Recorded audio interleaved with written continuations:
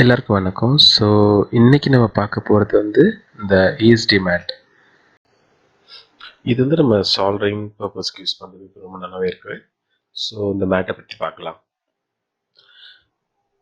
இப்போ இது வந்து ஒரு சிலிக்கான் மெட்டீரியல், அதனால இதோட ஹீட் ரெசிஸ்டன்ஸ் ரொம்ப அதிகமாக இருக்கும், ஃப்ளெக்சிபிளாகவே இருக்குது. இதில் நிறைய செக்ஷன்ஸ்லாம் கொடுத்துருக்காங்க.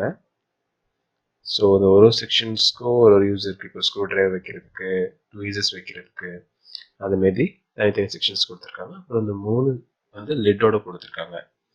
இதில் சின்ன சின்ன ஹார்ட்வேர்ஸ் பார்ட்ஸ்லாம் அதை போட்டு வச்சுக்கலாம். ஆனால் இது என்னென்னா, இது சிலிக்கான் அப்படிங்கிறதுனால பெண்ட் பண்ணோம்னா ஓப்பன் ஆயிரும்.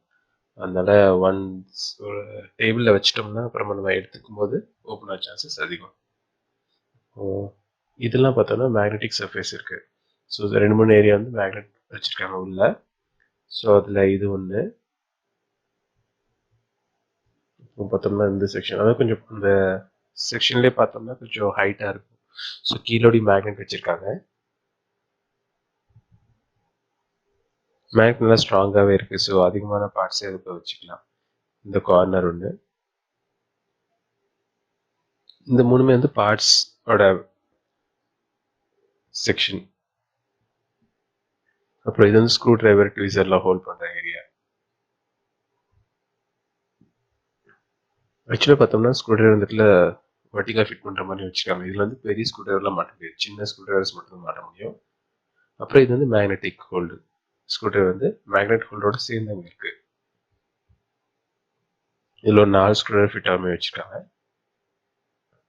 அப்புறம் இந்த லிட்டருக்கு கண்டெய்னர் சொன்ன மாதிரி கொஞ்சமோட பார்ட்ஸ் மட்டும் வச்சுக்கலாம். ரொம்ப அதிகமாக வச்சோம்னா லிட்டை மூட முடியாது. ஸோ ரெகுலராக யூஸ் பண்ணுற பார்ட்ஸ் ஏதாவது இருந்துச்சுன்னா அதை மட்டும் எடுத்து உள்ளே வச்சு நம்ம யூஸ் பண்ணிக்கலாம்.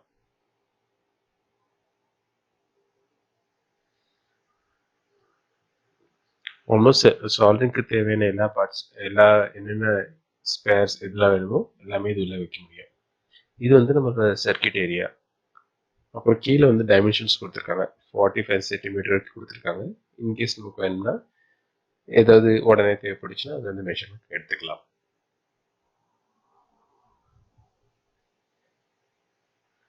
இப்போ சால்வரிங் வந்து இதில் செக் பண்ணி பார்க்கலாம். ஆன்லைனில் வந்து 500 டிகிரி செல்சியஸ் வரைக்கும் இதில் கெப்பாசிட்டி சொன்னாங்க. ஸோ லைட்டாக கார்னரில் ஃபஸ்ட் செக் பண்ணுறேன். ஓகே இப்போ வந்து சால்வரிங் ஆக்சுவலாக சூடாகவே தான் இருக்குது. ஃப்ளக்ஸை சூடு பண்ணியாச்சு. இப்போ வந்து லெட்டை மெல்ட் பண்ணுற அளவுக்கு டெம்பரேச்சர் இருக்குன்னு காமிக்கிறேன். இதுங்க லெட்டு கூட ஆல்மோஸ்ட் மெல்ட் ஆகிட்டு இருக்கு. ஸோ ஆல்மோஸ்ட் நம்ம சால்வரிங் ராட் வந்து ஃபுல் டெம்பரேச்சரில் தான் இருக்குது, அதோட மேக்ஸிமம் டெம்பரேச்சரில்.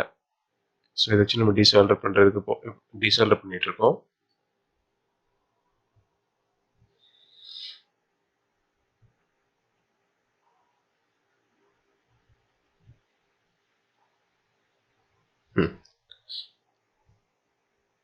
ஸோ இந்த சால்வரிங்கோட டெம்பரேச்சரே அந்த சிலிக்கான் மேட்டில் எதுவுமே டிஸ்டர்பன்ஸ் இல்லை.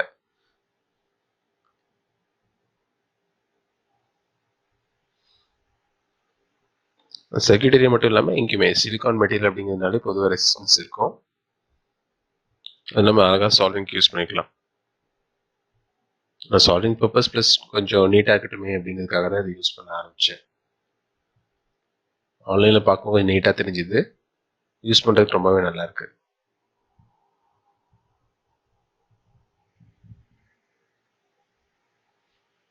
இப்போ இது வந்து இன்கேஸ் நம்ம ஹார்ட்வேர் ஸ்க்ரூ எல்லாம் ஏதாவது பண்ணும்போது கட் ஆகுதான்னு பார்க்கணும். இது சின்ன ஸ்க்ரூ எடுத்து பஞ்ச் பண்ணி பார்க்குறேன். ஓகே, ஓரளவுக்கு பஞ்சிங்னு ஒன்றும் தெரியாது, லைட்டாக சர்ஃபேஸ் டேமேஜ் பட் தெரியாது. மேபி அடிக்கடி அடிக்கடி இந்த மாதிரி ரொம்ப டேமேஜ் ஆச்சுன்னா அப்படியே இருக்கும். யூஸ் பண்ணுறதுக்கு ரொம்பவே நீட்டாக இருக்குது. நன்றி, வணக்கம்.